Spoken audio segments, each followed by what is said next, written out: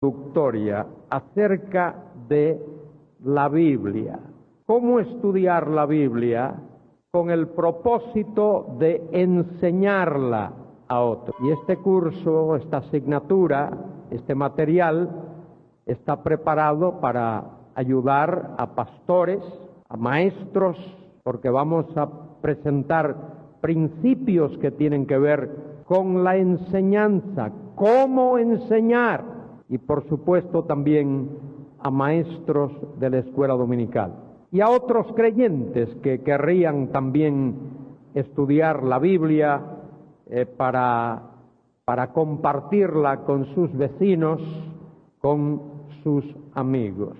Y vamos a comenzar con una definición de lo que es la Biblia. ¿Qué es la Biblia? Pues la palabra Biblia no ha sido traducida al castellano. Viene exactamente como la tenemos del griego al castellano. La palabra Biblia es plural. Esa palabrita Biblia es una palabra plural. Significa literalmente libros, plural. Hay una palabra singular, es la palabra biblion, que significa un libro. Biblion, un libro, Biblia, libros. De manera que la palabra no ha sido traducida del griego al castellano, sino que ha pasado exactamente letra por letra, del idioma griego al idioma castellano. Ahora hay algunas expresiones que se utilizan para definir lo que es la Biblia. Vamos a ver cuáles son esas expresiones. La primera de ellas es la Sagrada Escritura, libros escritos bajo la dirección del Espíritu Santo. Hay, además de la Sagrada Escritura, algo que se le llama también el texto sagrado. Esa expresión texto sagrado es un sinónimo de la Sagrada Escritura. En algunos otros sitios de la Biblia aparece la expresión la palabra de Dios. Esto se usa también en teología, la palabra de Dios, la palabra que viene de Dios, la palabra que fue dada por Dios, la revelación escrita que Dios ha dado al hombre. El hombre necesita una revelación. Dios es capaz y poderoso para dar esa revelación. Y esa revelación ha sido dada, y a eso es a lo que llamamos la palabra de Dios. Hay una cuarta expresión que deseo que veáis, la palabra canon. Eso lo vamos a definir un poquito más tarde. Esa palabra también aparece en la Biblia, pero nosotros la usamos en su sentido teológico. En su sentido teológico, canon se refiere a la totalidad, al conjunto, a la totalidad de los libros escritos bajo la inspiración del Espíritu Santo. También debemos de ver las divisiones principales de la Biblia. ¿Cómo se divide la Biblia? ¿Cómo se divide la Biblia? Todo aquel que tiene una Biblia sabe que hay por lo menos dos partes principales. A esas partes se le llama testamentos. Testamentos. Hay un Antiguo Testamento que abarca en nuestras Biblias desde Génesis hasta Malaquías. En nuestra Biblia en castellano, ya explicaré algo más acerca de eso, y también está la división que llamamos el Nuevo Testamento. Aclaro que la palabra testamento es literalmente la palabra pacto. pacto.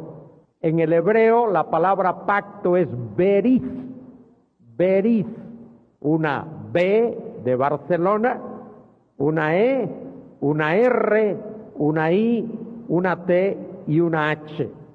Berith. Y en el griego es la palabra diatheke, la palabra diatheke, día como el día lunes o martes, y luego theke, T-H-E-K-E. Diatheke es el griego que significa testamento. De manera que la palabra Antiguo Testamento podría también decirse Antiguo Pacto, y Nuevo Testamento podría decirse Nuevo Pacto. En el hebreo la palabra pacto es berith, ya lo hemos deletreado, y en el Nuevo Testamento es la palabra diatheke. Muy bien, habiendo visto eso, vamos a hablar un poquito del Antiguo Testamento.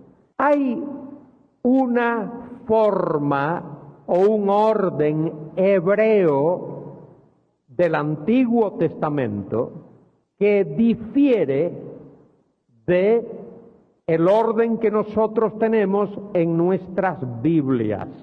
Hablo del orden, es decir, el orden en el cual los libros están situados o están colocados. La razón de ese orden es que nuestra Biblia castellana, nuestra Biblia en castellano, la Reina Valera, la Biblia Las Américas, toma el orden ese en el que están los libros del Antiguo Testamento, lo toma de la traducción que se hizo hace muchos años, en el siglo III antes de Cristo, se comenzó de el hebreo al griego. Esa versión o traducción de la Biblia del hebreo al griego que se hizo en el siglo III por el año 250 antes de Cristo, a eso se le llama la Septuaginta. La Septuaginta es la traducción o la versión del Antiguo Testamento del hebreo al griego que se compuso, que se tradujo, que se hizo desde mediados del siglo III, año 250 antes de Cristo, hasta mediados del siglo II, es decir, hasta cerca del año 150. Y esto es lo que deseo que recordéis ahora. El orden que nosotros tenemos en nuestra Biblia en castellano procede de esa Septuaginta, de esa versión griega, no procede de la Biblia en hebreo. De manera que hay un orden de libros en hebreo, en la Biblia en hebreo. Los primeros 5 libros siguen el mismo orden nuestro: Génesis, Éxodo, Levítico, Números y Deuteronomio, y a eso se le llama la Torá, T-O-R-A-H, la Torá. Torá significa la ley o los 5 libros de Moisés, la Torá, esos libros que aparecen aquí en la pantalla: Génesis, Éxodo, Levítico, Números y Deuteronomio. Esos libros, a pesar de lo que dice la alta crítica, fueron escritos por el hombre de Dios, Moisés, aquel que Dios llamó, y allí en el monte Sinaí, en el monte de Dios, en el monte Horeb, recibió la ley dada por el Señor. Ahora hay una segunda división de la Biblia en hebreo. A eso se le llama los profetas. Los profetas. Y los profetas, según la Biblia hebrea, contienen dos grupos: los profetas anteriores y los profetas posteriores. Los profetas anteriores: Josué, Jueces, Samuel, Reyes, esos libros que vemos en la pantalla. Comenzando con Josué, Jueces, Samuel, Reyes. Entre paréntesis, vamos a aprender esto esta noche y espero que no lo olvidemos. A ver, ¿cómo se llama este libro? Samuel. ¿Cuántos de ellos hay? ¿Cómo se llaman esos dos libros? Muy bien, por aquí lo oí correcto, por aquí lo oí mal. No es primera de Samuel, es primero de Samuel. No es una epístola, no es una carta, es un libro. Primer libro de Samuel. Y espero no oír a nadie de los que están aquí, de ahora en adelante, decir primera de Samuel. Ni tampoco es primera de Reyes. Es como primero de Reyes, primer libro de Reyes y segundo libro de Reyes. Muy bien. Y luego vienen los profetas posteriores. Ahí tenemos Isaías, Jeremías, Ezequiel y los 12. Los 12 son lo que nosotros llamamos los 12 profetas menores, que comienza con Oseas y termina con Malaquías. Hay una tercera división de la Biblia en hebreo, y a esa tercera división se le llama la literatura, los libros literarios. A eso en el hebreo se le llama ketubim, ya lo veremos más adelante.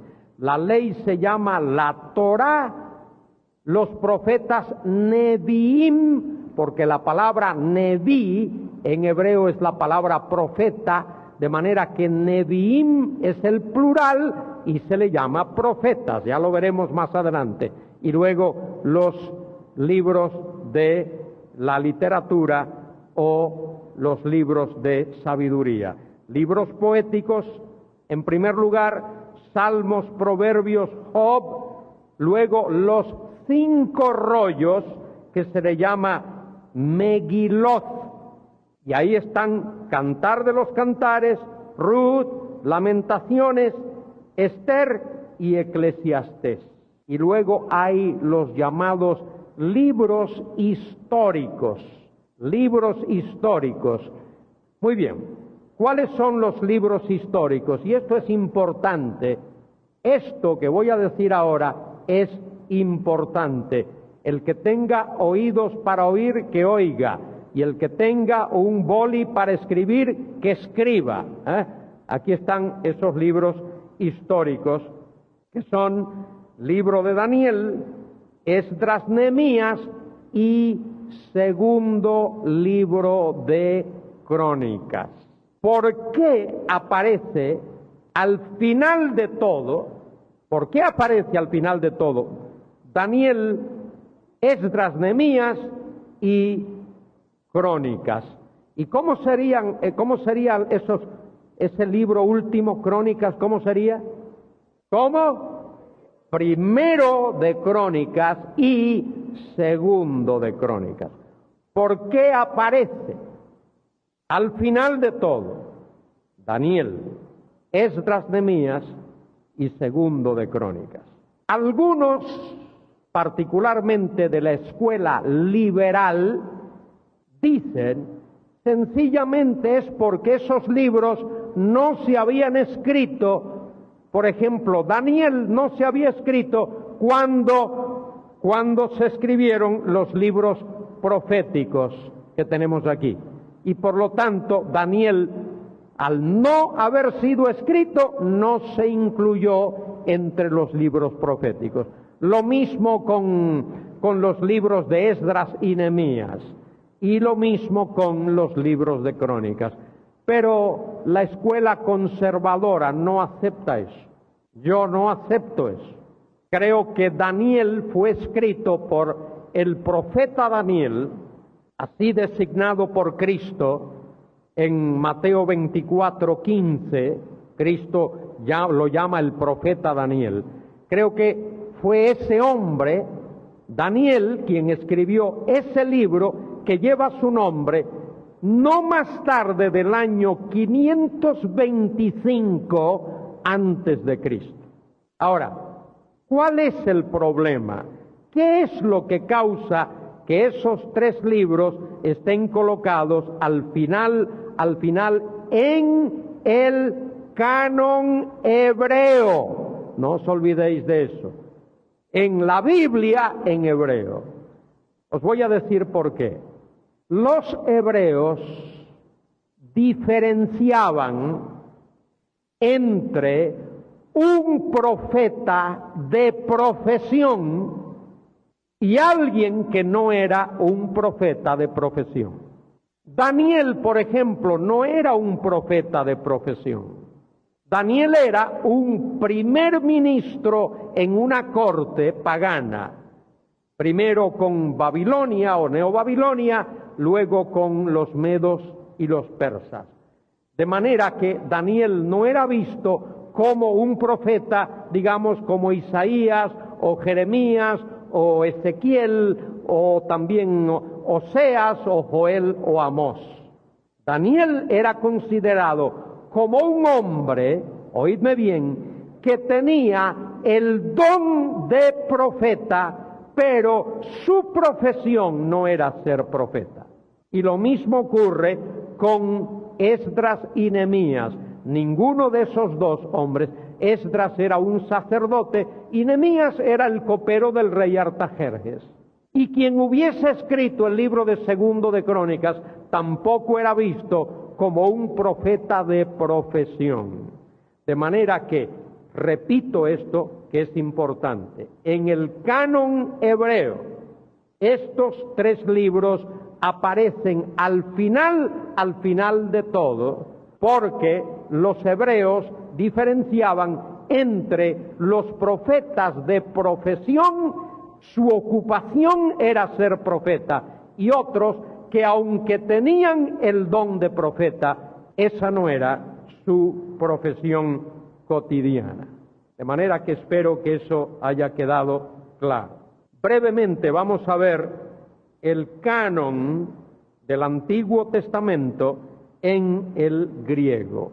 Ese es el orden que nosotros tenemos en nuestras Biblias.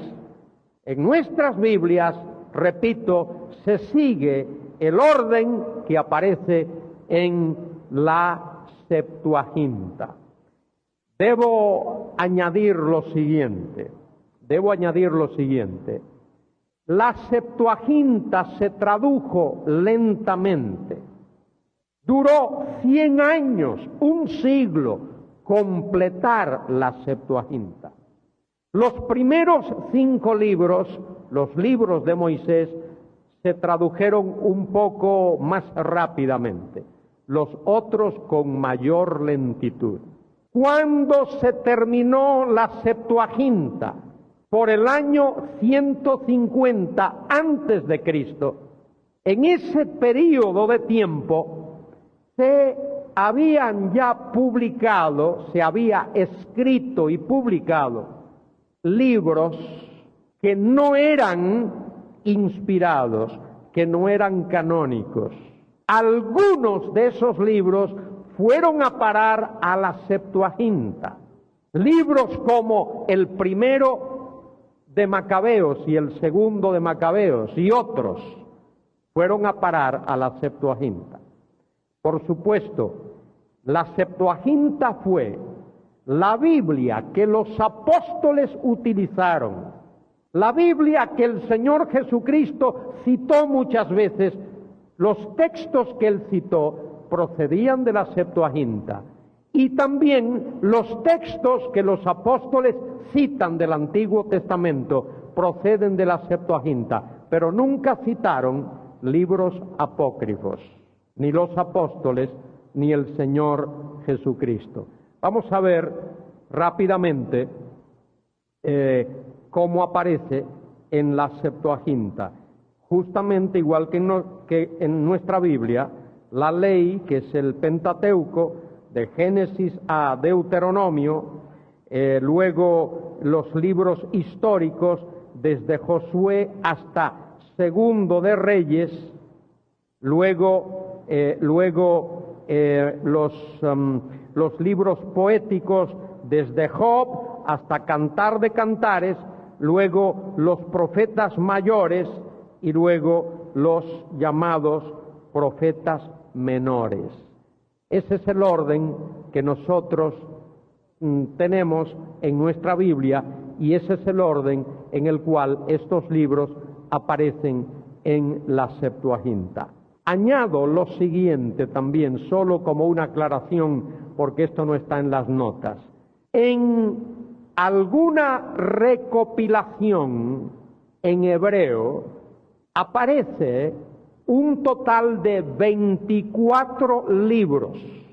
En otras recopilaciones aparece un total de 22 libros. ¿Significa eso acaso que los hebreos, los judíos, como le llamamos vulgarmente, tenían menos libros en su Biblia que los que tenemos nosotros? No. Ellos tenían exactamente el número de libros que tenemos nosotros, solo que ellos unían algunos libros. Nosotros tenemos Primero y Segundo de Samuel, ellos tenían solo Samuel. Primero y Segundo de Reyes, ellos tenían Reyes nada más. Primero y Segundo de Crónicas, solo Crónicas. Y luego también unían, por ejemplo, Esdras y Nehemías, lo unían, y algún otro libro. De manera que en el canon hebreo hay exactamente el mismo número de libros que nosotros tenemos en nuestra Biblia, solo que ellos aglomeraban, unían algunos libros que nosotros no unimos. ¿De dónde surge esa triple división? Torá, profetas y en algunos casos solo se llama salmos. Salmos, ahí se incluyen todos los libros llamados de sabiduría o libros poéticos o como se le haya querido llamar. Bueno, eso ocurre muy temprano en la historia del pueblo. Ya para cuando ellos regresan de Babilonia, por el año 538 antes de Cristo, ya se utilizaba esa división. Y algunos hermanos seguramente se recuerdan haber leído en el Evangelio según San Lucas, cuando el Señor abrió los ojos de los discípulos y dice que les enseñó que tanto en la Torá como en los profetas, como en los salmos, había muchas cosas escritas acerca de él. En el capítulo 24 del Evangelio según San Lucas encontramos eso. Vamos a hablar un poquito del Nuevo Testamento. El Nuevo Testamento para nosotros como iglesia es muy importante. Toda la Biblia es importante para nosotros. Segunda Timoteo 3, 16 y 17 lo dice. Toda la Escritura es inspirada por Dios y es útil para enseñar, para redarguir, para corregir, para instruir en justicia, para que el hombre de Dios sea perfecto, enteramente preparado para toda buena obra.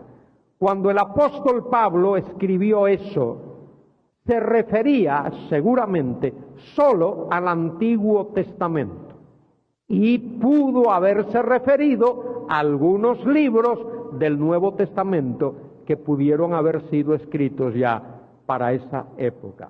Pero Si vamos a la segunda epístola de Pedro, capítulo 3, vemos allí que el apóstol Pedro avala los escritos de Pablo.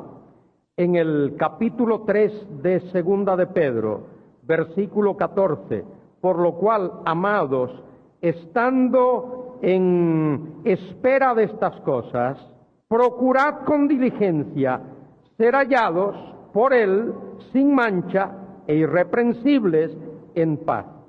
Y tened por entendido que la paciencia de nuestro Señor es para salvación, como también nuestro amado hermano Pablo, según la sabiduría que le ha sido dada, os ha escrito casi en todas sus epístolas, hablando en ellas de estas cosas, entre las cuales hay algunas difíciles de entender.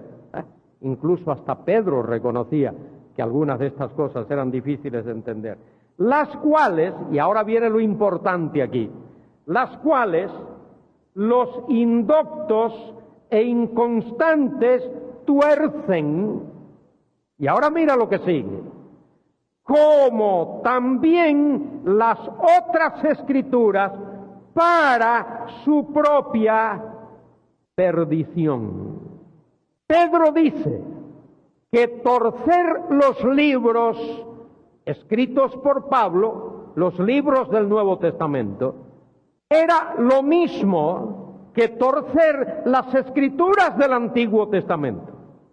Es decir, Pedro coloca al mismo nivel los escritos del Antiguo Testamento y los escritos del Nuevo Testamento. Y dice que torcer cualquiera de ellos acarrea perdición.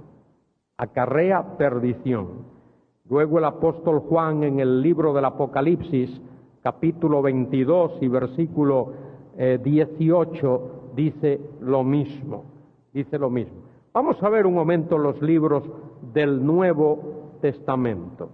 Encontramos primero lo que podríamos llamar libros históricos. Ahí voy a incluir los evangelios y el libro de los Hechos. Los evangelios nos hablan de la historia de Cristo en la tierra, su nacimiento, su ministerio, su muerte y su resurrección. Y el libro de los Hechos nos habla del nacimiento, del comienzo de la iglesia en la tierra, a partir del día de Pentecostés, su crecimiento en Jerusalén, toda Judea, su extensión a Samaria y luego hasta lo último de la tierra. Y termina el libro de los Hechos con la llegada de Pablo a Roma y su encarcelamiento en Roma. Luego tenemos las epístolas de Pablo. Epístolas de Pablo. Por ahí aparecerán ahora las epístolas de Pablo. Primero las doctrinales.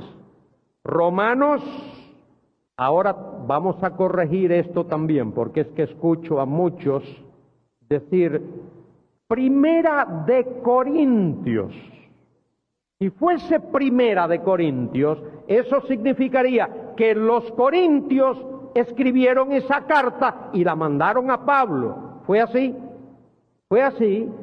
No. Entonces no es Primera de Corintios, es Primera a los Corintios. No más eso de Primera de Corintios. Vamos a hablar correctamente, utilizar el vocabulario correcto.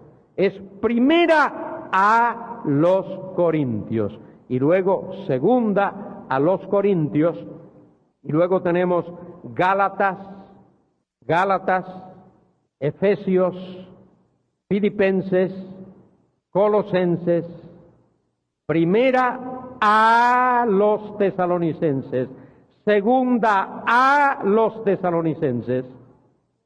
Muy bien, esas son las epístolas doctrinales. Una aclaración también. Esto no está en vuestras notas, pero podéis anotarlo. Ese no es el orden en el cual esas epístolas fueron escritas. Probablemente la primera epístola que Pablo escribió fue Gálatas. Algunos dicen que pudo haber sido primera a los tesalonicenses, pero yo creo que fue Gálatas, y luego primera a los tesalonicenses, y luego segunda a los tesalonicenses. Luego Pablo escribió las epístolas a los Corintios, primera a los Corintios, segunda a Corintios y Romanos. Y luego desde la prisión escribió Efesios, Filipenses y Colosenses. De manera que hay un orden cronológico. Alguien aquí, seguramente alguien muy listo o muy lista, estará pensando, bueno, ¿y por qué están esos libros en ese orden? Porque ese es un orden teológico. Hay un orden cronológico y hay un orden teológico. Estas epístolas están colocadas en un orden teológico. Romanos es el gran tratado, la gran epístola escrita por el apóstol Pablo, y luego primera a los Corintios y segunda a los Corintios por los problemas que ya sabéis, y luego Gálatas igual, y las epístolas de la prisión, y primera y segunda a los tesalonicenses. Hay otra epístola que Pablo escribió, otra epístola en la prisión también, que es la carta a Filemón. Carta a Filemón. Eso está al final de esa lista. Solo lo menciono ahora porque está ahí. Pero vamos a mencionar las pastorales. Las pastorales, primera a Timoteo, segunda a Timoteo y Tito. No primera de Timoteo. Timoteo no la escribió, la recibió. Primera a Timoteo. Muy bien. Y luego, como he dicho, Filemón. La alta crítica. Luego me preguntáis, ¿qué es eso de alta crítica? La alta crítica solo cree y enseña que Pablo escribió de todas esas epístolas solo 4. Romanos, primera y segunda a los Corintios y Gálatas. Que el resto no las escribió Pablo. A nosotros que no seguimos la alta crítica, leemos sus escritos, estudiamos sus libros, pero no creemos sus postulados, sabemos que Pablo escribió por lo menos 13 epístolas del Nuevo Testamento. ¿Cuál sería otra manera de decir Nuevo Testamento? Nuevo Pacto. Y todavía hay otra manera de decirlo. No lo he dicho, pero lo voy a decir ahora. Nueva alianza. La palabra pacto, testamento o alianza son sinónimas. Terminamos viendo las epístolas del apóstol Pablo, las doctrinales, las pastorales y luego una epístola personal, una carta muy íntima escrita por Pablo a Filemón. La alta crítica dice que Pablo no escribió las pastorales, las epístolas pastorales, primera, segunda a Timoteo y Tito, que esas no son epístolas paulinas, pero las evidencias tanto internas como externas apoyan que Pablo sí escribió esas epístolas. Si pudieseis leer en alguna ocasión algunos de los argumentos de la alta crítica para negar la autoría de las epístolas de Pablo y de cualquier otra, algunos de los argumentos son bastante ridículos. Por ejemplo, uno de ellos es el argumento de el vocabulario. Es como si Pablo y los demás autores tuviesen que usar siempre las mismas palabras, cosa que nosotros no hacemos. Si uno de vosotros está lejos en un lugar y le escribe una carta a la mamá, seguramente utilizará un vocabulario adecuado para una carta a una madre. Si uno le escribe al papá, pues seguramente utilizará un estilo propio de escribirle. Si escribe al hermano o a la hermana, igual. Y si le escribe al amigo, pues también. Y si le escribe a la suegra, que yo lo dudo, pues todavía el vocabulario variará bastante.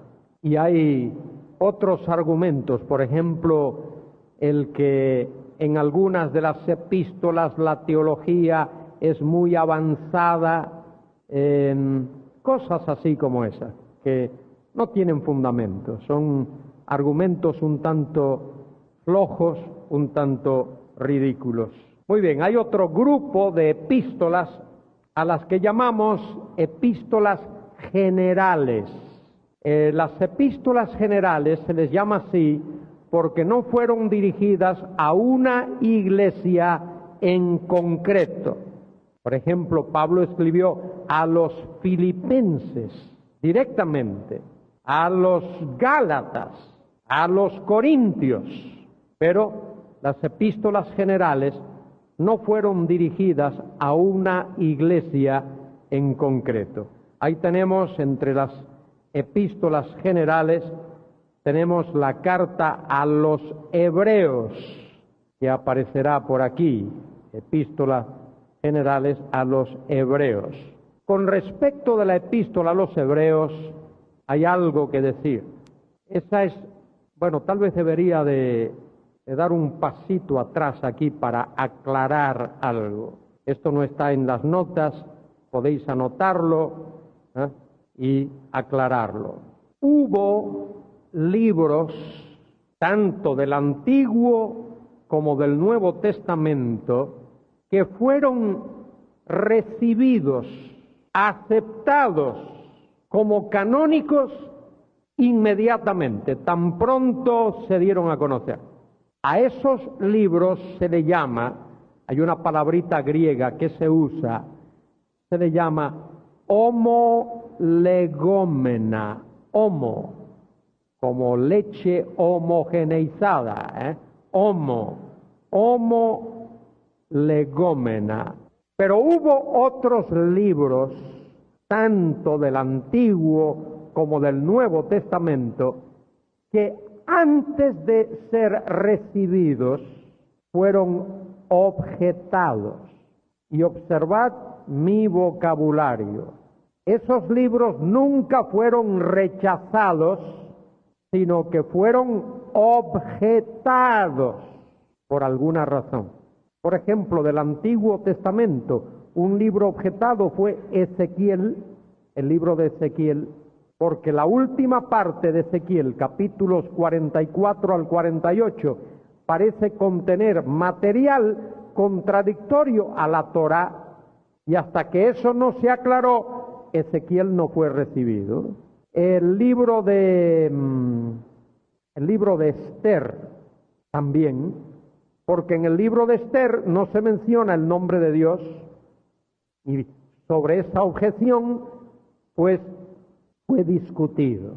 Bueno, algunos libros así. Proverbios, por ejemplo, porque parece que es una recopilación de expresiones, de dichos, El libro de Cantares fue objetado también, por no entender su contenido. Libro de Cantares que apenas enseña. Bueno, en el Nuevo Testamento también hubo libros objetados. Uno de ellos fue la epístola a los hebreos. La razón principal de por qué la epístola a los hebreos fue objetada es por la pregunta, ¿quién lo escribió? ¿Quién lo escribió? Esa es una pregunta importante, Para que un libro fuese recibido como canónico, si era del Antiguo Testamento, había que verificar que fue escrito por un profeta o avalado por un profeta. Por eso es que ningún libro del Antiguo Testamento se escribió después del año 400. No se escribió ningún libro inspirado después del año 400 antes de Cristo, por supuesto. Como tampoco se escribió ningún libro del Nuevo Testamento después del año 100. Todos los libros del Nuevo Testamento fueron escritos antes del año 100, porque se entiende, y la Iglesia así lo entendió, que el último de los apóstoles murió aproximadamente por esa fecha, y era necesario que un libro del Nuevo Testamento fuese escrito o por un profeta o por alguien avalado por un apóstol o alguien avalado por un apóstol.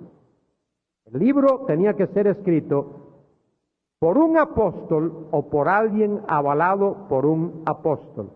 Y en el Nuevo Testamento hubo profetas, hombres que tuvieron, personas que tuvieron el don de profeta. Y algunos de esos escribieron libros del Nuevo Testamento, como por ejemplo Lucas. Lucas no era apóstol, pero probablemente Lucas tenía el don de profeta y fue reconocido como profeta, y la información que él utiliza para escribir el Evangelio que lleva su nombre y el libro de los Hechos la obtuvo, seguro, del apóstol Pablo y de otros. Marcos, que tampoco era apóstol, seguramente tenía el don de profeta y recibió su información también a través del apóstol Pedro, y así algunos de los libros del Nuevo Testamento. No se sabe a ciencia cierta quién escribió la epístola a los hebreos, es decir, qué persona, qué instrumento humano utilizó Dios para escribir la epístola a los hebreos. En algunas Biblias aparece la epístola del apóstol Pablo a los hebreos, pero en la mayoría de las Biblias solo aparece la epístola a los hebreos. Cuando uno lee esa epístola, uno ve que el vocabulario no es de Pablo, pero la teología sí. La teología es muy paulina, pero el vocabulario no. Yo me inclino, personalmente, aunque no dogmatizo acerca de esto, me inclino a pensar que un hombre como Bernabé pudo haber escrito la epístola a los hebreos. Eso es una opinión que aparece en algunos de los padres apostólicos de los siglos II y III por ahí. ¿Por qué digo esto? Porque la epístola a los hebreos contiene mucho material que tiene que ver con el sacerdocio y con el templo. Y Bernabé era un levita, que seguramente estaba muy familiarizado con eso. Segundo, Bernabé trabajó con el apóstol Pablo, estuvieron juntos en Antioquía por un tiempo bastante largo, y luego realizaron el primer viaje misionero, que fueron juntos al Asia Menor, probablemente al sur del Asia Menor. De manera que Bernabé evidentemente estaba compenetrado de la teología paulina. A mí me satisface pensar que un hombre como Bernabé, hijo de consolación, pudo haber escrito esa epístola, pero no dogmatizo porque no se sabe quién la escribió. Hay otro libro más que aparece en las epístolas generales, es la epístola de Santiago. En el Nuevo Testamento hay 4 personas que llevan el nombre Santiago. Hay el hermano de Juan, el apóstol, hijo de Zebedeo. A esos 2 Jesús les puso hijos del trueno, pero ese Jacobo o Santiago murió muy temprano. En el capítulo 12 del libro de los Hechos, por orden de Herodes, murió. Luego hay otro apóstol llamado Jacobo o Santiago, hijo de Alfeo. De él no se conoce mucho, ni siquiera habla cosas en el Nuevo Testamento que estén registradas. Luego hay otro Jacobo más, que era el padre de Judas, no el Iscariote, también bastante desconocido. Pero hubo otro Santiago o Jacobo, que yo personalmente estoy convencido de que fue el autor de esa epístola, que es el medio hermano del Señor. Según Marcos capítulo 6, versículo 3, Jesús tuvo hermanos y hermanas. Y no hay nada que contradiga eso en las Escrituras, solo una tradición que la iglesia tradicional, perdonad la reiteración, que María fue virgen antes del parto y después del parto, y que María concibió a Jesús de la misma manera como ella fue concebida por su madre, una mujer llamada Ana. Eso todo se registra en un evangelio apócrifo llamado el protoevangelio o evangelio de Santiago. De manera que para mí el medio hermano del Señor, que aparece en Hechos 15 como un líder de la iglesia en Jerusalén, que aparece también en Gálatas 1:19, donde Pablo dice que se entrevistó con Jacobo, el hermano del Señor, y también aparece ese nombre en 1 Corintios 15:7, después de la resurrección, Cristo apareció a Jacobo. Es muy probable que la epístola de Santiago sea el primer libro del Nuevo Testamento en haberse escrito. Dije antes que probablemente la primera epístola que Pablo escribió hubiese sido Gálatas o tal vez primera a los tesalonicenses. Pero aparte de eso, es probable que el primer libro de sido Gálatas o tal vez primera a los tesalonicenses.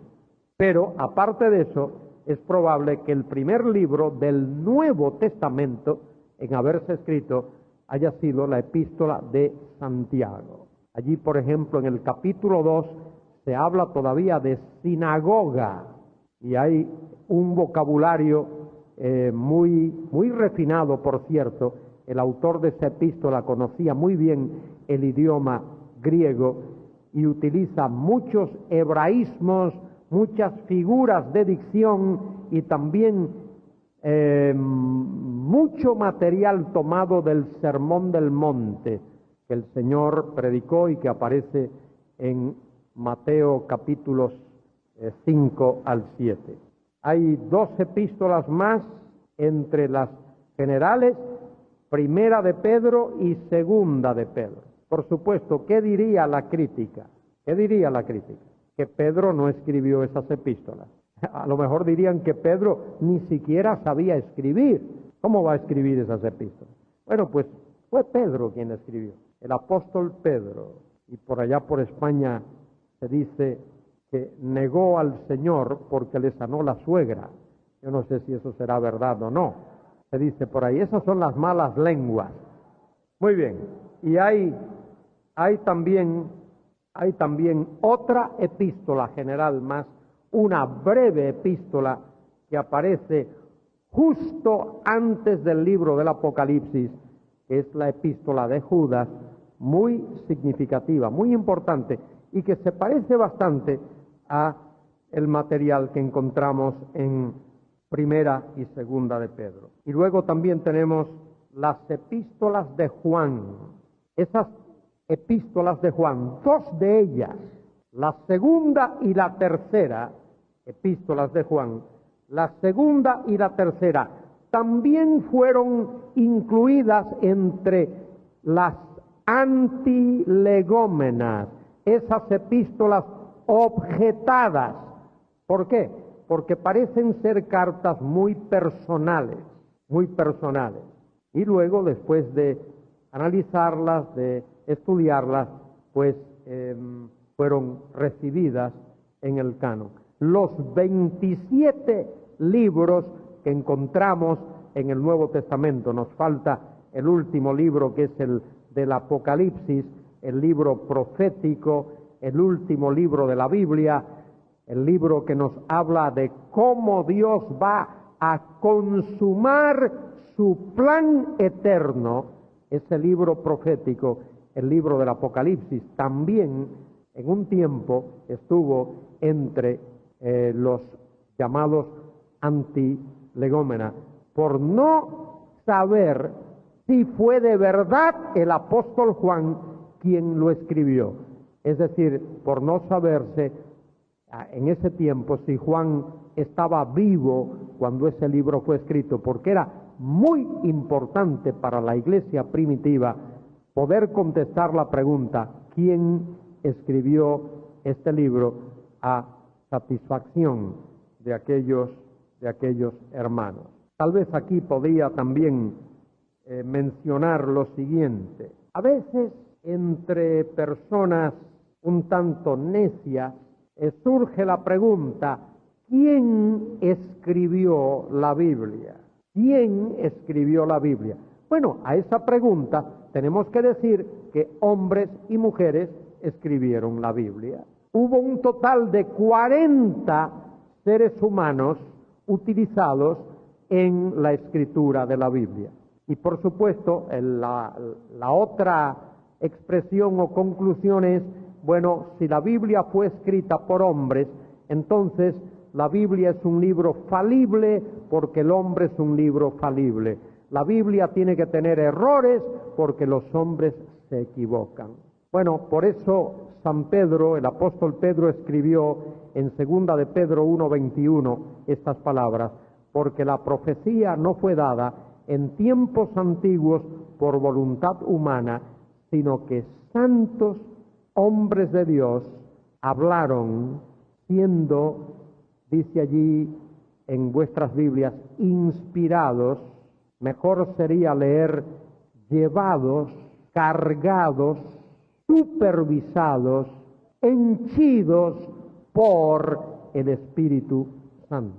Es decir, esos hombres, tanto los del Antiguo Testamento como los del Nuevo Testamento, que Dios utilizó para escribir la Biblia, fueron personas a quienes Él primero había santificado, regenerado, salvado, gente en quienes el Espíritu Santo de Dios moraba y fueron utilizados como instrumentos de Dios para escribir el texto de la Biblia. ¿Debe ser eso motivo de duda o de tristeza? No, al contrario.